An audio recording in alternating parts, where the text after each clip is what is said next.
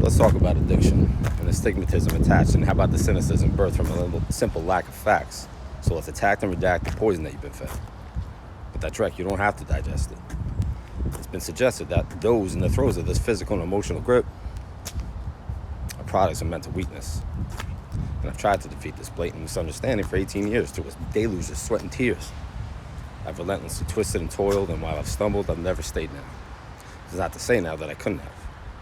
My sobriety is something I cherish and protect with my life, because essentially, it's because of it I have the life that I'm in.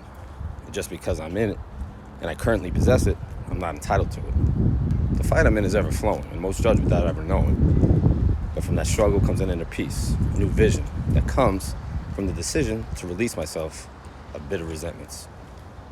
But nothing in this journey is expected to be perfected. It's a program of constant reflection.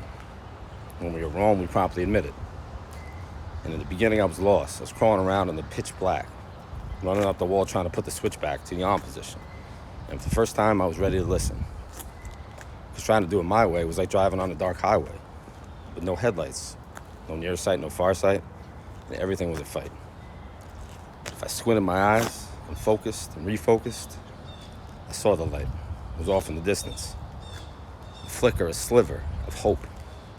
This fellowship, my guardians, they embraced and accepted me, all of me, the good, the bad, and the worst. And for the very first time in my life, I chose not the flight, but to fight, like giving up the fight. This blatant contradiction is a paradox. It's like a brain contortion. It superficially sounds like fiction. I stopped fighting the truth, my truth, even though I feared it. But it didn't hurt me once I peered at it, and I finally saw it.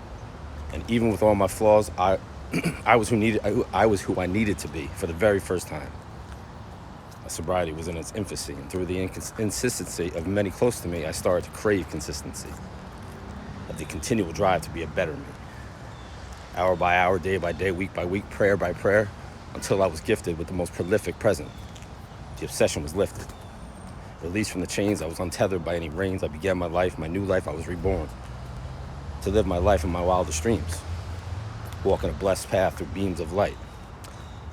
But don't forget the paradox of the fight. While I continue to walk this journey, I use the tools that were given to me so freely. Because while it's a dream I'm living in, it doesn't mean that there aren't ever-present factors that urge me to give in.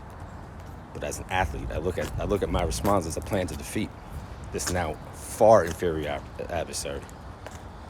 But the difference between then and there, and now and here, is that now I defeat my fear. So as I wrap this up with a little nice bow, please know those like me, my family in recovery, possess strength you can't possibly comprehend.